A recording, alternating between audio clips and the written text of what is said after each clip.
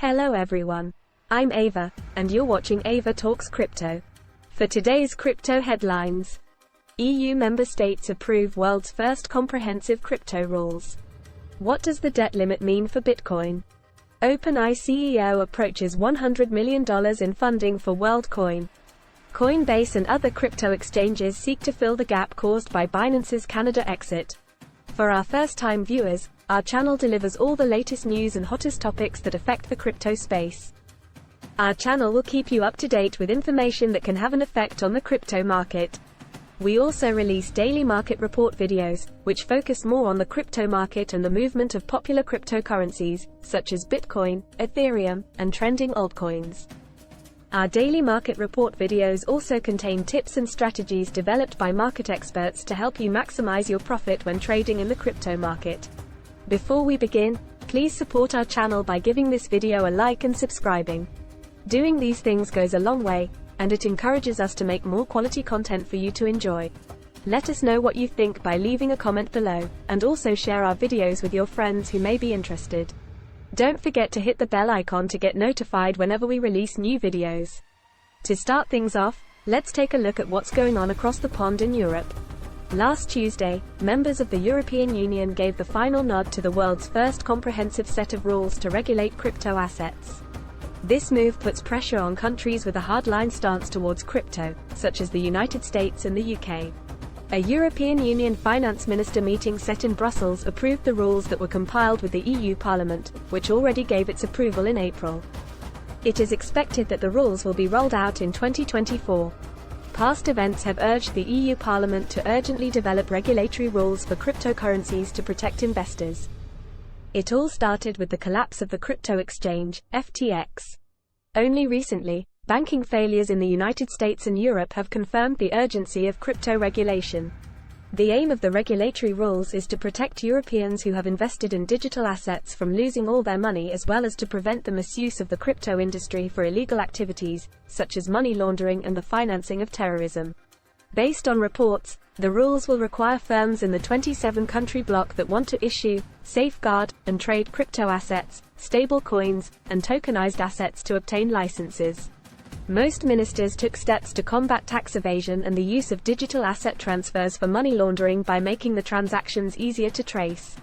One of the requirements that the EU Parliament agreed on is that beginning in January 2026, service providers will be required to obtain the names of senders and beneficiaries of crypto assets, regardless of the amount being transferred.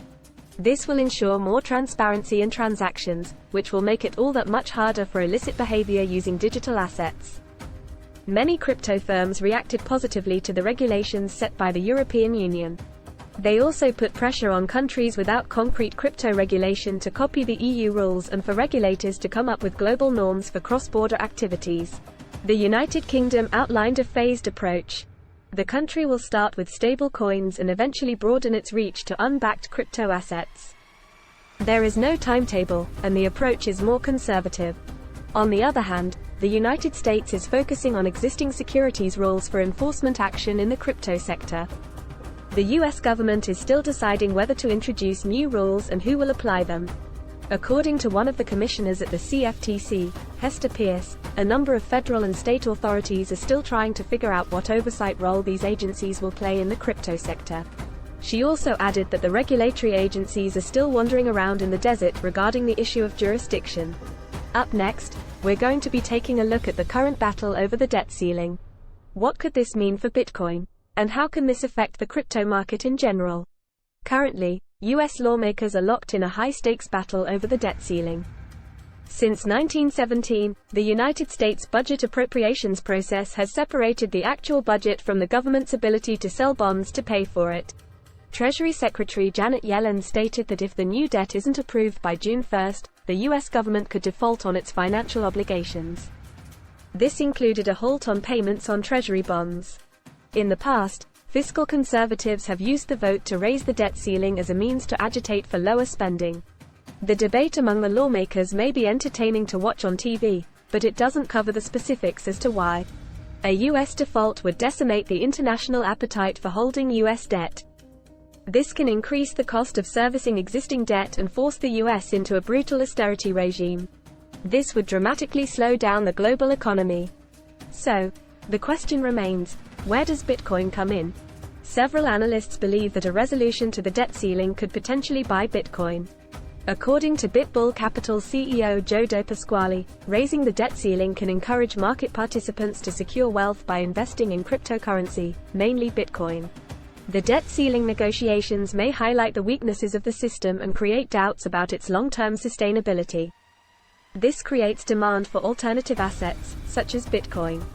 Regardless of whether there's a deal on the debt ceiling or not, Bitcoin may come out as a winner by creating another rally for the digital asset. Other cryptocurrencies or altcoins will also likely experience rallies.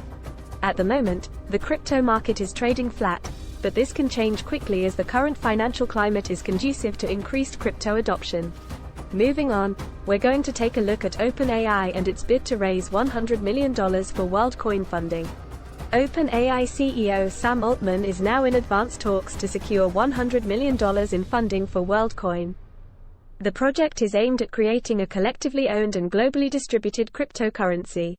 According to reports, the $100 million will be sourced from a mix of new and existing investors. When the Worldcoin project was first revealed, the startup company boasted a Series A funding round with investors that included well-known companies such as Coinbase Ventures and Digital Currency Group. The project was also linked to former FTX CEO Sam Bankman-Fried and LinkedIn co-founder Reid Hoffman.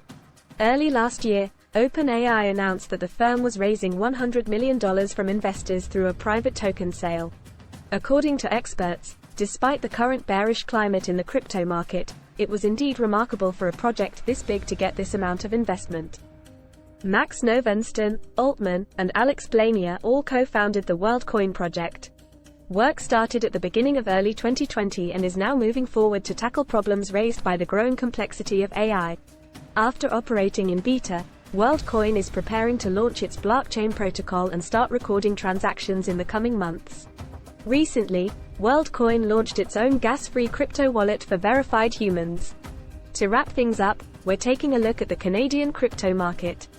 Last week, Binance announced that it plans to close shop in Canada and stop servicing its Canadian customers due to regulatory issues in the country.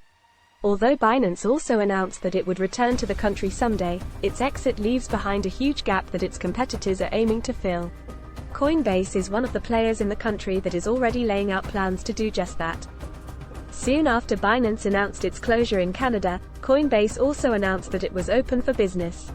According to Coinbase's Nana Murugesan, the VP of International and Business Development at the company, they always focused on playing the long game.